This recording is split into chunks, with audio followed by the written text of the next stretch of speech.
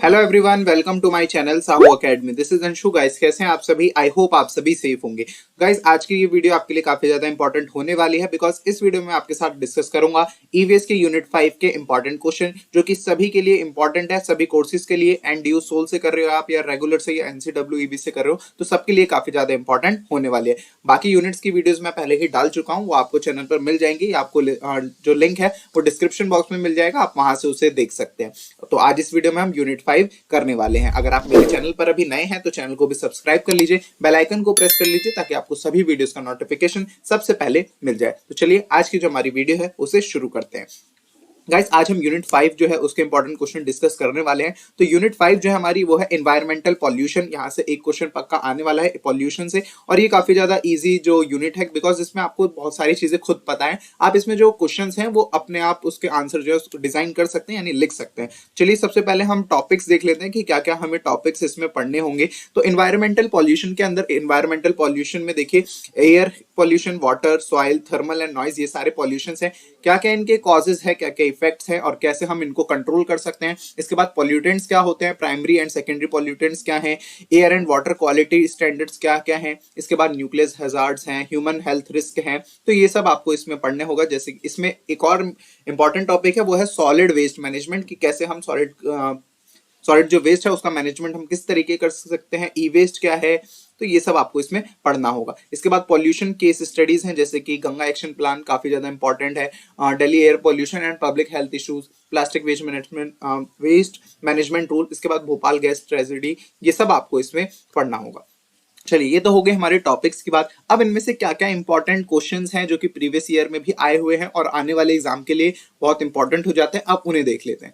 चलिए, तो क्वेश्चंस की तरफ हम बढ़े तो क्वेश्चंस में सबसे पहले जैसे कि हम इंपॉर्टेंट टर्म्स देखते हैं। तो इंपॉर्टेंट टर्म्स जो है इस चैप्टर के या ये इस यूनिट की बोले तो इसमें पॉल्यूशन सबसे इंपॉर्टेंट टर्म पॉल्यूशन है। फिर उसके बाद पॉल्यूटेंट्स है, एयर पॉल्यूशन क्या है, वाटर पॉल्यूशन क्या है, सॉइल पॉल्यूशन, नॉइज पॉल्यूशन, ये सारे ही पॉल्यूशन की आपको डेफिनेशन पता होनी चाहिए।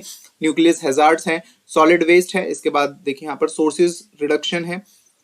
नेक्स्ट है उसमें रिसाइकलिंग, रिसाइकलिंग के बाद है इंसिनरेशन, फिर उसके बाद है वर्मी कंपोस्टिंग, हजार्डियस वेस्ट। तो ये सब हमारी इंपॉर्टेंट टर्म्स हो गई, आप इसका स्क्रीनशॉट ले लीजिएगा।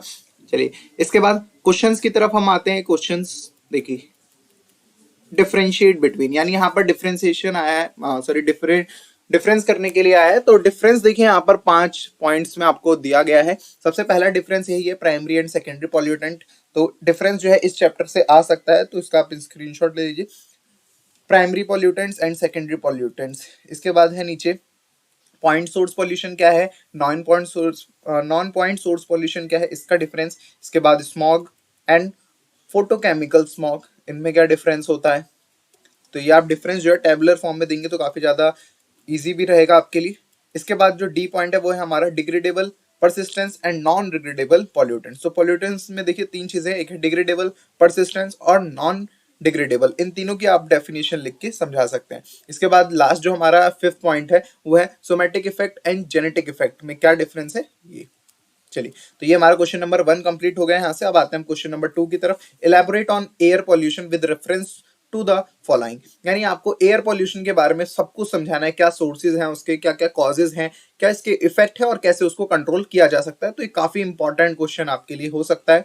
तो एक ना एक पॉल्यूशन से आएगा, यहाँ पर एयर पॉल्यूशन दिया है, हो सकता है पेपर में वाटर पॉल्यूशन आ जाए। चलिए, तो एयर पॉल्यूशन का देख लीजिए आप। यहाँ पर सबसे पहले आपको डेफिनेशन देनी है कि एयर पॉल्यूशन क्या है।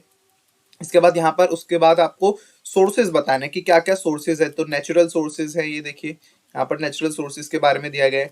एंथ्रोपोजेनिक सोर्सेज दिए गए हैं, जैसे कि मैन मेड हो गया, नेचुरल सोर्सेज हो गए।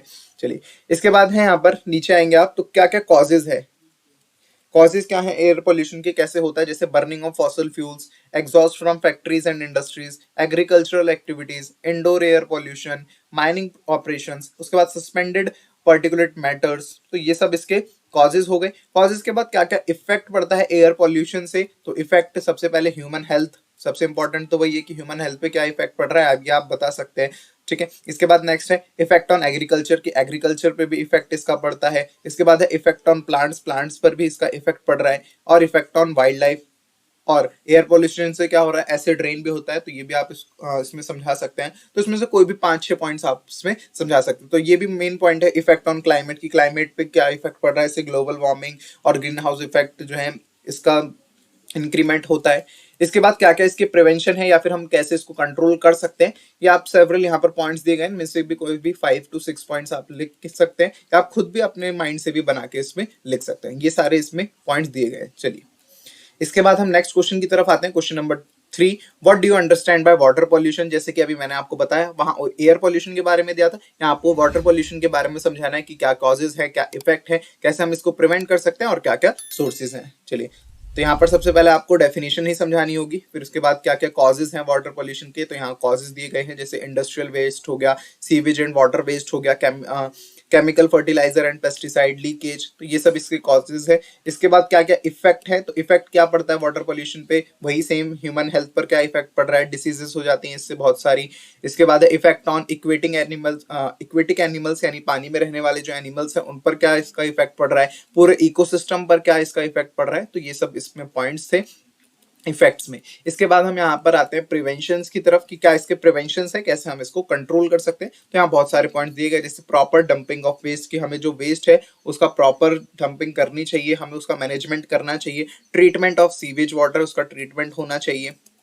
चलिए यहाँ देखिए, ये फ्लो चार्ट से बना के आपको समझाया गया है ट्रीटमेंट के बारे में। इसके बाद यहाँ पर आगे बढ़ेंगे आप, तो रिसाइकलिंग है वाटर का, एफॉरेस्टेशन है कि हमें ज़्यादा से ज़्यादा पेड़ लगाने चाहिए, पौधे लगाने चाहिए।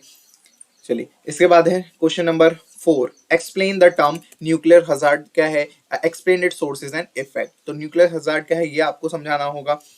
देखिए ये पूरा यहाँ पर आंसर दिया गया है, न्यूक्लियर एनर्जी है, फिर उसके बाद क्या क्या सोर्सेज है, जैसे कि नेचुरल सोर्सेज में क्या क्या चीज़ें आ जाती हैं, मैनमेड सोर्सेज में क्या क्या चीज़ें आ रही हैं। इसके बाद क्या क्या इसके इफेक्ट हैं, तो इफेक्ट दो तरीके से हो सकता है, इनिशियल इफेक्ट और रेसिडुअल इफेक्ट। यहाँ पर ऐसे चार्ट से आप समझा सकते हैं। इनिशियल इफेक्ट्स में जैसे ब्लास्ट हो गया, रेडिएशन हो गए, तो ये सब आप इसमें बता सकते हैं। और रेडिएशन के अंदर भी देखिए दो चीजें जो वहां पर डिफरेंस में भी आया था, somatic effect and genetic effect, तो ये आप पूरा एक्सप्लेन कर सकते हैं। चलिए इसके बाद हम नेक्स्ट आगे बढ़ते हैं। Elaborate the causes effect and measure to control noise pollution and soil pollution. Same वही चीज कि सॉइल पॉल्यूशन सबसे पहले आपको डेफिनेशन बतानी है और इस क्वेश्चन में आपको इसके कॉजेज बताने, इफेक्ट बताने हैं, ठीक है, और इसके बाद कंट्रोल भी बताना है। तो यहाँ पर ये सारी चीजें दी गई हैं। तो ये हो गए हमारे कॉजेज के बाद नीचे आएंगे इफेक्ट दिया गया है कि क्या ह्यूमन हेल्थ पर क्या इफेक्ट पड़ रहा है, इकोसिस्टम पर क्या इफेक्ट पड़ रहा है, एग्रीकल्चर पर। इसके बाद प्रिवेंशन या कंट्रोल आप इसको बोल सकते हैं, जैसे कि रिफॉरेस्टेशन है, यूज ऑफ नेचुरल फर्टिलाइजर है, रिसाइकलिंग करनी चाहिए। चलिए इसके बाद हमारा जो नेक्स्ट है वो है नॉइज पॉल्यूशन। तो नॉइज पॉल्यूशन में सबसे पहले डेफिनेशन, इसके बाद ये सोर्सेज हैं, इंडोर और आउटडोर सोर्सेज दो तरीके से दिया गया है। इंडोर सोर्सेज में जैसे कि radio, electric fans, outdoor sources में नॉइज ऑफ लाउड स्पीकर्स हो गया, ऑटोमोबाइल्स हो गया, इंडस्ट्रीज एक्टिविटीज। इसके बाद कॉजेज दिए गए हैं। कॉजेज में सबसे पहले दिया गया देखिए इंडस्ट्रियलाइजेशन की, वहाँ जो बड़ी बड़ी जो इंडस्ट्रीज होते हैं, जैसे टेक्सटाइल मिल्स हो गई, ठीक है, प्रिंटिंग प्रेस होगी, तो वहाँ पर जो मशीनें हैं उनसे काफ़ी ज़्यादा नॉइस क्रिएट होता है। उसके बाद poor urban planning, transportation, traffic में होता है। चलिए इसके बाद यहाँ पर इफेक्ट दें कि क्या क्या इसके इफेक्ट है। तो मेन जो इफेक्ट है सबसे पहला वो इम्पॉर्टेंट वो है हियरिंग प्रॉब्लम हो जाती है नॉइस पॉल्यूशन से। इसके बाद है स्लीपिंग डिसऑर्डर। नेक्स्ट इसके प्रिवेंशंस दिए गए हैं कि रिड्यूस नॉइज एट सोर्स, की हमें कम से कम नॉइज क्रिएट करना चाहिए। Block the path of the noise, की जहाँ से नॉइज आ रही है उसका आप पाथ ही बंद कर दें। इसके बाद increasing the path length, protect the recipient. तो ये सब इसके आंसर हो जाते हैं। चलिए इसके बाद हमारा नेक्स्ट है important, what is solid waste, classify it and explain it different types. ये आप काफी ज्यादा इंपॉर्टेंट क्वेश्चन है। तो यहाँ पर आपको सॉलिड वेस्ट क्या है वो आपको समझाना है। तो आप वेस्ट समझाने के बाद इसको किस तरीके से क्लासिफाई किया जा सकता है, जैसे कि म्युनिसिपल सॉलिड वेस्ट है, इंडस्ट्रियल वेस्ट है, agricultural waste, hazardous waste and infectious waste. तो यहाँ पर हर एक वेस्ट को आपको प्रॉपरली समझाना है। ये 5 वेस्ट हैं। चलिए स्क्रीनशॉट आप ले लीजिए। आगे बढ़ते हैं क्वेश्चन नंबर 7। अब जैसे वहां पर अभी सॉलिड वेस्ट क्या था, अब यहाँ पर उसका मैनेजमेंट कैसे है, क्या क्या कंट्रोल कैसे कर सकते हैं हम वेस्ट को, तो ये सारी चीजें इसमें दी गई हैं। तो यहाँ से आपको पहले यही समझाना है कि सॉलिड वेस्ट सिस्टम क्या है, उसके बाद आपको इसमें मेजर्स क्या क्या है वो भी आपको बताने होंगे। चलिए आगे बढ़ेंगे हम। ये डिस्पोजल, रिसाइकलिंग, ये सब इसके दिए हैं मेजर्स, वर्मी कंपोस्टिंग, ये सब चीजें इसमें पहले से दी हुई हैं। इसके बाद है इलेबरेट द फॉलोइंग, इसके बारे में आपको समझाना है। जैसे कि pollution in river Damodar in India, river Damodar में जो पॉल्यूशन है उसको लेकर आपको पूरा समझाना है। चलिए, इसके बाद ground water pollution in India, ground water में जो पॉल्यूशन है उसको आप समझा सकते हैं। मिनी माता, an important lesson about mercury, तो मिनी माता जो है वो डिसीज है, ठीक है। चलिए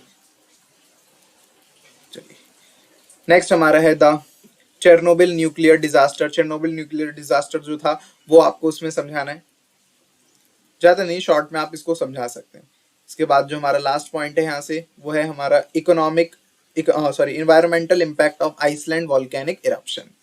आगे बढ़ते हैं लास्ट क्वेश्चन की तरफ। लास्ट क्वेश्चन है हमारा, explain the term hazardous waste, how does they pose a threat to the environment. तो ये हजार्डियस वेस्ट के ऊपर ही आपको दोबारा क्वेश्चन आ गया है। चलिए, तो इस क्वेश्चन से इस चैप्टर से बात करें तो हम दो क्वेश्चंस आ सकते हैं, या तो एयर पॉल्यूशन से आएगा आपका या फिर वेस्ट मैनेजमेंट से आ सकता है। ले, तो ये इसका आंसर था। चलिए, तो ये हमारे क्वेश्चन जो है कंप्लीट हो गए हैं यूनिट 5 के लिए। जो सभी इंपॉर्टेंट क्वेश्चन थे वो मैंने आपको इसमें करा दिए हैं। आई होप आपको ये जो वीडियो है काफी ज्यादा पसंद आई होगी। इसमें मैंने आपको यूनिट 5 के सभी इंपॉर्टेंट क्वेश्चंस कवर करा दिए हैं। अगर आपको वीडियो पसंद आई है तो वीडियो को लाइक करिए, चैनल को भी सब्सक्राइब कर लीजिए, बेल आइकन को प्रेस कर लीजिए ताकि आपको सभी वीडियोस का नोटिफिकेशन सबसे पहले मिल जाए। Thank you.